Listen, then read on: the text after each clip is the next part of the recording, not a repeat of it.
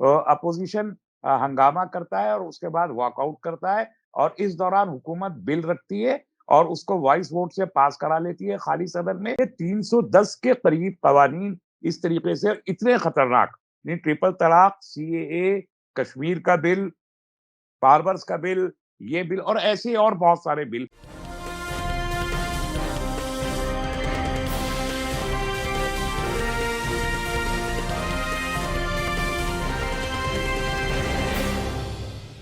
Hello, नमस्कार, आदाब, सत श्री अकाल और अस्सलाम वालेकुम। मैं हूं मोहम्मद अहमद काज़मी, लेकर आया हूं आपका पसंदीदा कार्यक्रम आपके रूबरू। इस कार्यक्रम में हम आपको कुछ खबरों की तह तक ले जाने की कोशिश करते हैं और इसमें कुछ जानकार लोगों से मदद लेते हैं ताकि कुछ ऐसे पहलुओं तक भी पहुंचा जा सके जो आमतौर पर मीडिया में डिबेट में नहीं आते।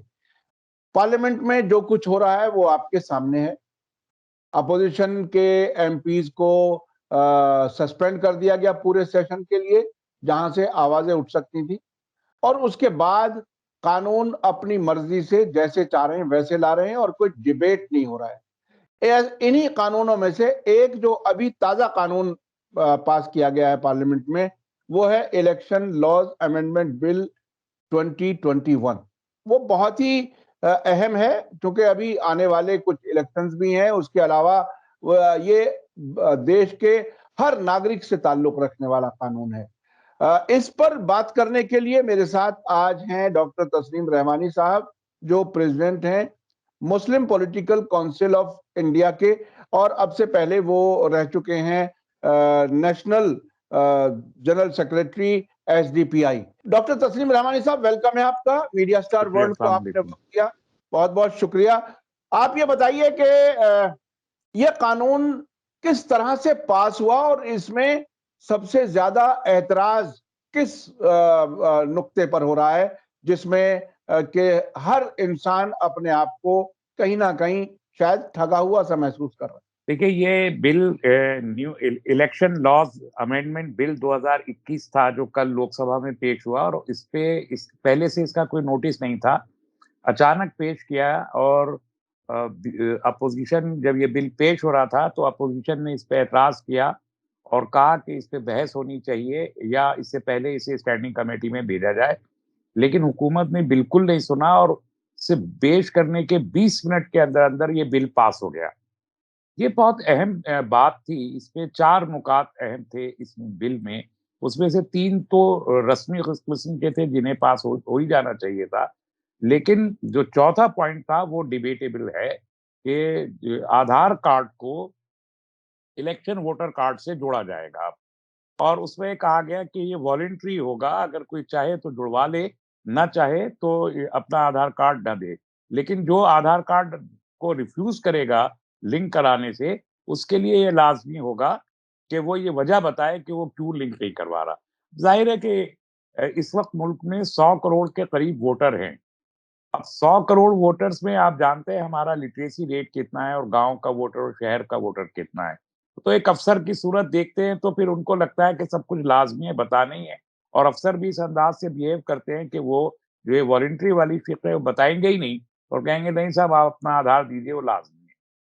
तो इस तरीके से आधार कार्ड पे बायोमेट्रिक डेटा होता है, उंगलियों के निशान, आंखों की पुतली का निशान, वो सब आप जोड़ देते हैं तो इलेक्शन का जो कार्ड है वो हमारी शहरियत का सबूत होता है, बहुत बड़ा सबूत होता है। जबकि आधार कार्ड को वो हैसियत हासिल नहीं है। सुप्रीम कोर्ट ने 2020 में भी ये बात कही है कि आधार कार्ड को कोई लाजमी डॉक्यूमेंट नहीं बनाया जा सकता। इससे पहले इलेक्शन कमीशन ने 2010 में एक कोशिश की थी, तो उसको रिजेक्ट कर दिया गया था। 2015 में इलेक्शन कमीशन ने किसी से इजाजत लिए बगैर आंध्र प्रदेश और तेलंगाना में आधार कार्ड को वोटर आई कार्ड से जोड़ा था और वो इतना नाकिस था कि तकरीबन 55 लाख वोटर, ये 2 छोटी-छोटी सी रियासतों के, वो वोट के हक से महरूम हो गए थे और वोटर लिस्ट से उनका नाम निकल गया था। अब अगर आप 100 करोड़ लोगों को इस पे करना चाहते हैं और वो भी सुप्रीम कोर्ट के इस हुक्म के बावजूद, तो ज़ाहिर है कि बड़ी तादाद में हमारे गाँव के और बेपढ़े-लिखे लोग जो हैं, जो दलित हैं, जो ओबीसीज़ हैं, जो ट्राइबल्स हैं, वो तो बेचारे जा ही नहीं पाएँगे। तो वो उनका वोट रह जाएगा, एक बात। दूसरी बात, खुद कहा यह जा रहा है कि डुप्लीकेसी को दूर करने के लिए कि एक आदमी का वोट 2-2 3-3 जगह है, वो दूर करने के लिए ऐसा काम हुकूमत करना चाहती है। इलेक्शन कमीशन भी कहता है। लेकिन खुद आधार कार्ड कहाँ प्रॉपर बने हुए हैं, बहुत से आधार कार्ड भी बोगस बने हुए हैं। अभी स्वर्ण मंदिर पे जिस आदमी ने हमला किया था, उसका शनाख्त करने के लिए आधार कार्ड जो उसकी जेब से जो निकला, वो बोगस पाया गया, उसमें कोई भी नहीं था। तो आप कोई फूल प्रूफ ये नहीं है। इसके अलावा D-duplication election commission of India के पास अपना मैकेनिज्म है उसको जानने का और डुप्लीकेट वोट हटाने का। ऐसे में इस किस्म की जो ये हरकतें हैं, जिसमें पार्लियामेंट के अंदर बाकायदा बहस होनी चाहिए, बिना बहस के कानून पास करना और फिर अपोज़िशन का भी इसमें बड़ा खतरनाक रोल है। पार्लियामेंट लोकसभा में तो अपोज़िशन कहता है कि इस पे बहस करवाइए, लेकिन राज्यसभा में जहां अपोज़िशन की अक्सरियत है, वो चाहें तो इस बिल को राज्यसभा में गिरा सकते हैं, लेकिन वो राज्यसभा में वॉकआउट कर जाते हैं और इस तरीके से जो बिल लोकसभा में पास हुआ, उसको राज्यसभा में पास हो जाने का मौका वो फराहम करते हैं। जब उनसे एतराज़ किया जाता है कि आपने राज्यसभा में इसे क्यों इसके खिलाफ वोट नहीं किया, तो वो कहते हैं कि चूँकि हुकूमत ने डिबेट नहीं करने दी, इसलिए हमने वॉकआउट कर दिया। अरे भई, आप अगर आज उसको फेल कर देते राज्यसभा में, तो कल दोबारा लोकसभा में लेके आना पड़ता हुकूमत को और तीसरी बार और चौथी बार लेके आना पड़ता और फिर लाज़मन मजबूर हो जाती वो उस पे बहस करने के लिए। लेकिन अपोज़िशन पार्टियाँ खुद हुकूमत को स्ट्रैटेजिकली ये मौका देती हैं कि वो अपनी मर्ज़ी के बिल जिस तरह चाहें पास करा लें। तो अब पार्लियामेंट हाउस पार्लियामेंट नहीं रह गया, बल्कि हुकूमत की मनमानी का एक टूल बन गया है कि जो जी चाहे वहाँ से पास करा के वो ले जा सकते हैं। अच्छा, ये डेमोक्रेसी का बिल्कुल नया किस्म का रुख देखने में आ रहा है। इस हुकूमत ने अब से पहले भी कई कानून बगैर बहस के पास किए हैं, और किसानों का बिल जो थे वो बगैर बहस के पास किए गए, बगैर बहस के वापस ले लिए गए। सीएए, एनआरसी, वो भी कुछ ऐसी चीजें थी जिसमें बहस उस तरह से नहीं हुई। इस हुकूमत के इस पार्लियामेंट में इस तौर तरीके को आप किस तरह से देख रहे हैं? क्या आप कुछ बता पाएंगे कि क्या कितने कानून बगैर बहस के पास हो गए इस हुकूमत में? देखिए, ये हुकूमत बिल्कुल गैर जमहूरी और गैर पार्लिमानी तरीके से काम कर रही है और इसके स्टैटिस्टिक्स मौजूद हैं। अभी तक हुकूमत ने तकरीबन 365 कवानीन में तरमीम की है या नए कवानीन बनाए हैं और उनमें से 310 कवानीन वो हैं जिसमें पार्लियामेंट पे कोई बहस नहीं हुई, बस बिल रखा और वो पास हो गया। उनमें से हुँ। एक सीएए का कानून भी है, उसी में से फार्मर्स एक्ट भी उन्हीं में से एक था। आप देखिए कितने इम्पोर्टेंट कवानीन ये थे। इस तरह 10% जो इकोनॉमिक कोटा था वो हुकूमत ने पास करवाया। इसी तरीके से जो आर्टिकल 370 का बिल था, वो उसपे बहस तो हुई, लेकिन उसको बगैर किसी नोटिस के, बगैर स्टैंडिंग कमेटी में ले जाए, बगैर कोई डिबेट हुए, अचानक सुबह को 11 बजे पार्लियामेंट की टेबल पे रखा और उसी वक़्त बहस करवाए, उसी वक़्त पास करवाया। इस तरह ट्रिपल तलाक का बिल भी सुबह को रखा पार्लियामेंट में और इससे पहले वो 3 बार नाकाम हो चुका था, लेकिन जिस दिन पास किया उसी दिन सुबह रखा। जो तरीका है वो ये है कि पहले कोई बिल ड्राफ्ट होता है, लॉ कमीशन ड्राफ्ट करके भेजता है, वो कैबिनेट में जाता है, कैबिनेट उसको अप्रूव करती है, फिर उसको स्टैंडिंग कमेटी में भेजती है, स्टैंडिंग कमेटी उस पे बहस करती है, लोगों की ओपिनियंस लेती है। उसके बाद वो बिल की हैसियत से पार्लियामेंट में रखा जाता है, फिर उस पे बहस होती है और उसके बाद वोटिंग होती है। हुँ। हुकूमत इस सारे तरीके को नजरअंदाज करके बगैर किसी नोटिस के सब्सिडियरी प्रोग्राम की हैसियत से सब्सिडियरी बिजनेस की हैसियत से बिल रखती है और उसमें उस कानून के तहत रखती है जिसमें बहस की जरूरत नहीं होती और वॉइस वोट, खाली वोटिंग वोटिंग में भी वॉइस वोट करते हैं। तो वो इसमें वॉइस वोट में तो किसी डिबेट की जरूरत ही नहीं रह जाती, फिर पता नहीं चलता किसमें कितने लोगों ने हाँ कहा, कितने लोगों ने ना कहा। तो ये 310 के करीब कवानीन इस तरीके से इतने खतरनाक, नहीं, ट्रिपल तलाक, सीएए, कश्मीर का बिल, फार्मर्स का बिल, ये बिल और ऐसे और बहुत सारे बिल। ये ये फिर डेमोक्रेसी कहाँ रही फिर? यानी डेमोक्रेसी का मतलब तो यही होता है कि पार्लियामेंट में मेंबर्स पहुँचते हैं, नुमाइंदे लोगों के, और वो अपनी राय रखते हैं। तो क्या कुछ रहा फिर? इसको कैसे बार-बार इस पर कब तक भरोसा किया जाए कि इसे डेमोक्रेसी हम लोग तब कहते रहें? देखिए, इसमें अपोज़िशन भी बराबर की कसूरवार है और हुकूमत के साथ खड़ी हुई दिखाई देती है। हालांकि अपोजिशन इसे तस्लीम नहीं करता, लेकिन जिस आप 29 नवंबर से 29 दिसंबर तक 1 महीने के लिए ये विंटर सेशन है जो चल रहा है। इस विंटर सेशन में एक दिन भी काम नहीं हुआ है। किसी न किसी डिमांड को लेके अपोजिशन हंगामा करता है और उसके बाद वॉकआउट करता है, और इस दौरान हुकूमत बिल रखती है और उसको वॉइस वोट से पास करा लेती है खाली सदन में। तो एक मजाक, इस मुल्क की तमाम सियासी जमातों ने इसे एक मजाक बना के रखा हुआ है। बीजेपी जिस तरीके से चाहती है वैसे खेलती है, और कांग्रेस जैसी पार्टियां या दूसरी तमाम जो खुद को सेकुलर कहने वाली हिजब इख्तलाफ की जमातें हैं, वो सब के सब एक टेक्टिकल अंडरस्टैंडिंग के साथ हुकूमत को वोट कर रही हैं। और ऐसा लगता है कि तमाम सियासी जमातें इस मुल्क के जमहूरी निजाम को खत्म करने की मुजरिम करार पा रही हैं, और आखिरकार इस मुल्क के लिए हिंदू राष्ट्र बनाने का रास्ता साफ करने के लिए पार्लिमानी नजीरें पैदा की जा रही हैं। तो ये बहुत ही गैर मामूली, देखिए ये मैं अपने दर्शकों से कहना चाहता हूं कि इस सब पर गौर तो करने की जरूरत है। आखिर आखिर देश किस तरफ जा रहा है? अगर बगैर बहस के कानून पास हो रहे हैं और अपोजिशन भी उसमें कोई रोल नहीं अदा कर रही है जो उसे करना चाहिए एक डेमोक्रेसी में, हेल्दी डेमोक्रेसी में, तो फिर सब कहाँ जा रहे हैं? ये एक बड़ा सवाल है। तो डॉक्टर रहमानी साहब, आप खुद एक पॉलिटिकल ऑब्जर्वर भी हैं, पॉलिटिकल एक्टिविस्ट भी हैं, समाज सेवी भी हैं। आखिर इसका फिर इलाज क्या है? क्या होगा आखिर? आगे क्या होगा? किस तरह से देश को डेमोक्रेटिक और पार्लियामेंट्री निजाम के तहत रखा जा सकता है? क्या अभी कोई आपको उम्मीद लगती है, या जिस तरह से आप अब तक बता रहे हैं कि सरकार और उसी के साथ अपोजिशन पार्टियां भी मिलकर के एक तरह से फिक्स मैच खेल रही हैं? आखिर इसका नतीजा क्या होगा और इससे बचा कैसे जा सकता है? क्या कोई रास्ता है? देखिए, ये मुल्क का जो मौजूदा सियासी निज़ाम है, वो तकरीबन फ़ेल हो चुका है, और 2 कौमी नज़रिए के तहत मुल्क चल रहा है, और मुल्क की बेशतर मेन स्ट्रीम की पॉलिटिकल पार्टीज़ उसी 2 कौमी नज़रिए पर बगैर कहे गैर एलानिया तौर पर अमल कर रही हैं। तो मुल्क को में एक बहुत इनकलाबी तब्दीली की ज़रूरत है, और उसकी दस्तक महसूस हो रही है। ऐसा लग रहा है कि अगर यही अंदाज़ रहा, तो एक दिन हिंदू राष्ट्र का बिल लाएगी पार्लियामेंट में सरकार, सेकुलरिज्म का लफ्ज प्रेम्बिल में से हटाने का बिल लाएगी, और अपोजिशन वॉकआउट करके चली जाएगी, बिल पास हो जाएगा, अगले दिन सदर जमहूरिया के दस्तखत हो जाएंगे और कानून बन जाएगा। तो ये इस कदर खतरनाक है, और जाहिर है कि अगर ये मुल्क उस तरीके से हिंदू राष्ट्र बनता है जैसे कि आरएसएस का हमेशा से नारा रहा है, और सेकुलर पार्टियां उसको इस तरीके से टेक्टिकल सपोर्ट दे के अपने ऊपर से इल्जाम हटाते रहें, तो ये मुल्क अपने सेकुलर डेमोक्रेसी को खो देगा। और सेकुलर डेमोक्रेसी का खोया जाना, या कॉन्स्टिट्यूशन में एक बहुत बड़ा यू टर्न ले लेना, इस तरीके ये मुमकिन है इसी तरीके से। और वो यू टर्न लेता है तो अकलियतों की, दलितों की और ओबीसीज की जो कॉन्स्टिट्यूशनल गारंटीज हैं, वो खत्म हो जाएंगी, और जाहिर है कि फिर एक बेचैनी और इस्तराब और आखिरकार बदअमनी की सूरत की तरफ मुल्क बढ़ जाएगा।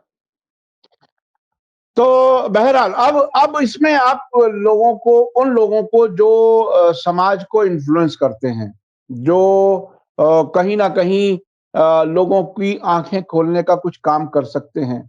हालाँकि तादाद उनकी कम होती जा रही है, बज़ाहिर ऐसा लगता है। क्या रास्ता है फिर इस सब से बचने का? मेरा फिर वही देखिए, सवाल। रास्ता तो हमको देख हमने हमें दिखाया गया।